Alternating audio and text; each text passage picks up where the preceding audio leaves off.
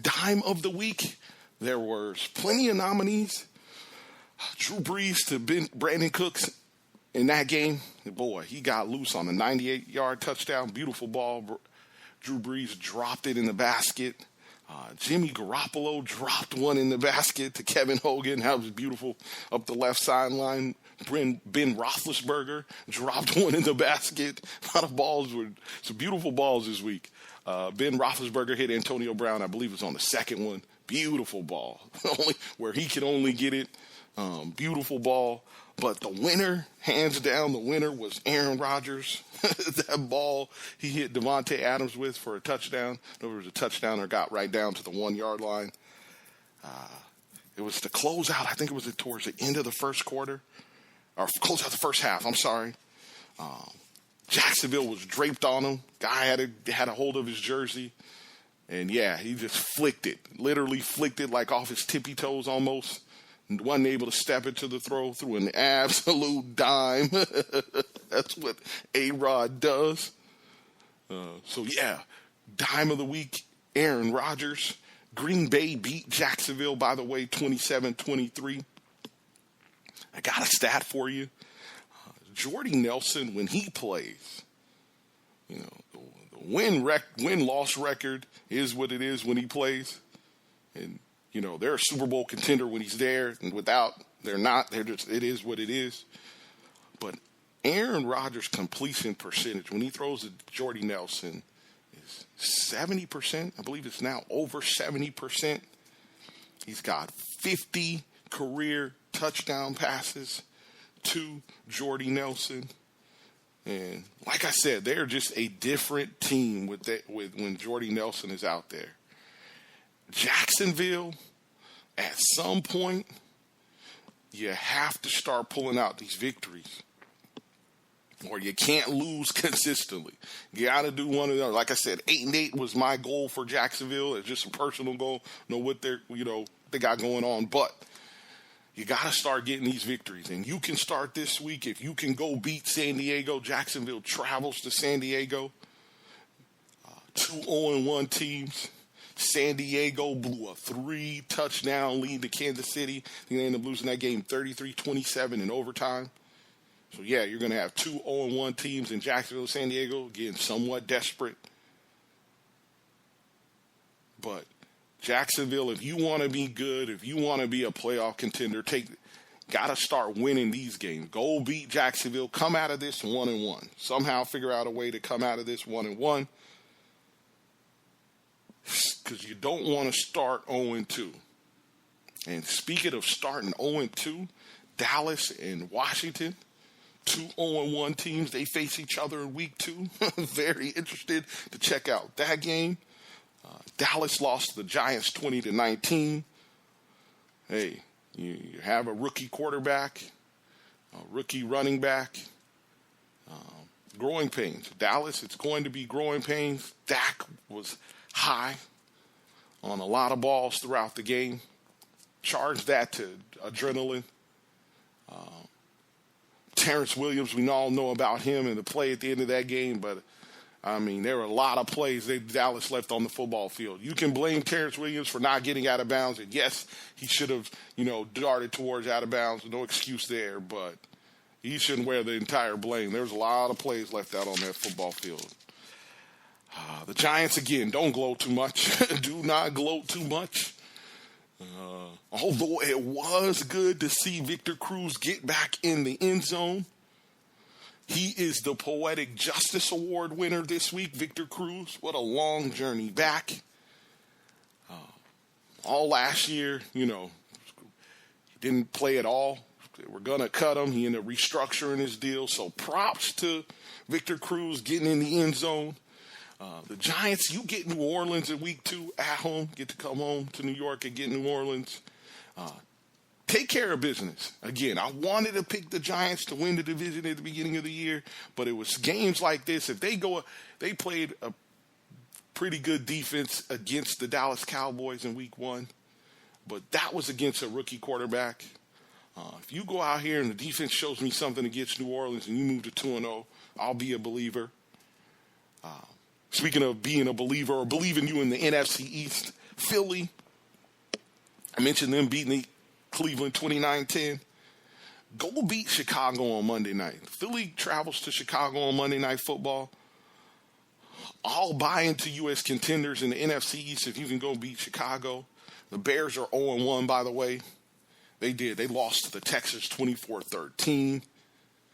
Bears fans, Jay Cutler threw one of those. I thought you were going to zag, and you zigged. And I think he threw the zag. So, yeah, he threw one of those interceptions. And if he keeps it up, look at it this way. If he's really, really bad and keeps it up, you too could be in the Sean Watson sweepstakes. You too could be there. I don't think that's going to be the case. But I'm definitely going to be tuned into that Monday night. I want to see what kind of team the Bears are. What type of team the Eagles are. Eagles look good week 1, but that was against Cleveland. Minnesota, let me clear up the NFC. Minnesota, they beat up on Tennessee 25-16. Minnesota's defense scored twice. Tennessee's not a threat. Detroit beat Tennessee in week 2. And again, another team, Detroit, 1-0. Beat a team like this. Show you can do some consistent things. Get Tennessee in week 2. Detroit has a very good chance to go 2-0. Week 2 game of the week is going to be that Minnesota-Green Bay game. Minnesota will be opening up the new stadium. That is the Sunday night game for sure. Definitely interested in that. NFC North, 2 1-0 teams, 2 Super Bowl contending, playoff contending teams for sure. And that game will be live. I'm definitely in on that. The second game of the week has to be the Tampa Bay, Arizona game. Tampa and the kid Jameis, they came and they looked good here in Atlanta. Again, we'll get to our Falcons 5 at the end of this segment. But Tampa Bay is 1-0. Arizona is not. Arizona messed around and they lost to the New England Patriots 23-21. That was the Sunday night game, week 1. And the Patriots are the team of the week. Yes, props to the New England Patriots. No Gronk, no Brady, no Ninkovich, Deion Lewis, doesn't matter. Coach Belichick, Jimmy Garoppolo had a very good game, had a solid enough game. And yeah, they come with a game plan, and they got the victory. Championship contending teams, they win games even when guys are down. Not saying you can win it all, but good teams, they can win when a player or two is down. They can win even when they're not at full strength, and that was impressive. Arizona, bad loss. Again, knowing where you are in the NFC West, out of the division, this is the difference between you probably playing a home game. It's only week 1. Won't say this will be the difference, but when it comes down to winning the division or getting the wild card, that's the difference between being at home versus being on the road. So a bad loss. Seattle, they got it done against Miami 12-10. It was an ugly game. But in the end, in the fourth quarter, Russell Wilson, stop me if you heard this before, leads his team down the field, fourth quarter, game-winning touchdown drive. So, yeah, they got it done. They're 1-0. Arizona's 0-1. Seattle travels to L.A. to face the Rams in week 2. That'll definitely be interesting. The Coliseum hosting their first game since the Raiders left. The Rams' first game in L.A. since '84. You remember when they left in '94, they're actually playing in Anaheim Stadium. So first game in L.A. since '84. First game back in California, Southern California, since '94 when they left to go to St. Louis. Rams, little things, putting points on the board, little things. I do think they're going to play with House of Fire, but that's a whole nother story. But yeah, that is all 32 teams. all 32 except the Falcons. What we'll do is we're going to save the Falcons for when we get back. We'll do that with the college football when we get back. Got our 5 minutes on the Falcons. Stick around when we get back. College football. Still got the Muhammad Ali OG quote of the week coming from Dave Chappelle. You are listening to the Marcus Harper podcast. We will touch on all 32 teams every week. Again, you are listening to the Marcus Harper podcast. I am your humble host, Marcus Harper. Life is good. We'll be right back. Yeah, Dex. Anderson was there too. It was a party. Yes, sir. I can't keep on losing you over complications. Gone too soon. Wait, we was just hanging. I can't seem to hold on to. Dang. The people that know me best, the key that I won't forget. Too soon. I can't keep on losing you.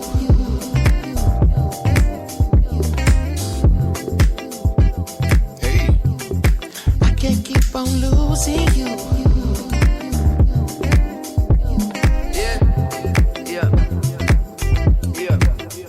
How many mistakes do it take till you leave? When I'm left with my hand and my face all red and the face looking at you like, Wait, I know I ain't a saint if it ain't too late. Well, can't keep on losing I run away so fast, no my heart like gold, but it break like glass. No my get old and I act so young, baby you so cold, never had no son. You don't wanna grow up, yeah this no fun. So when I get home, I'ma give you some, make you feel like wanna hit that drum. Yeah, the dick ain't free, I'm getting no scuff. Yeah, it's complicated, got you frustrated. Get home late and you don't trust me, baby. You way too drunk, you don't know what I'm saying. You can drive my car, don't drive me crazy. Complicated, got you frustrated.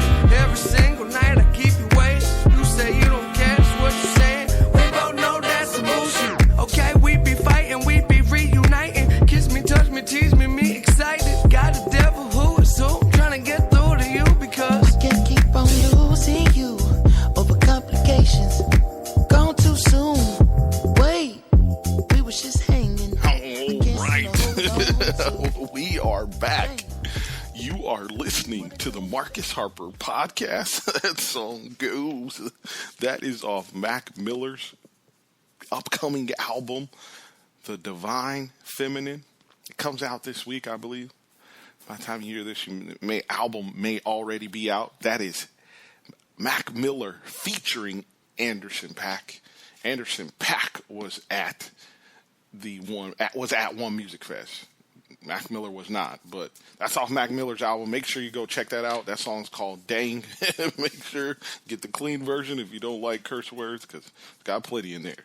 All right, let's get to this college football. We'll do the Falcons 5 at the end of this segment. Promise, I got you. Let's blow through this college football. Again, you are listening to the Marcus Harper podcast. I am your host, Marcus Harper. If you want to hit me up, email address is mailbagmarcus. Marcus is spelled M-A-R-C-U-S.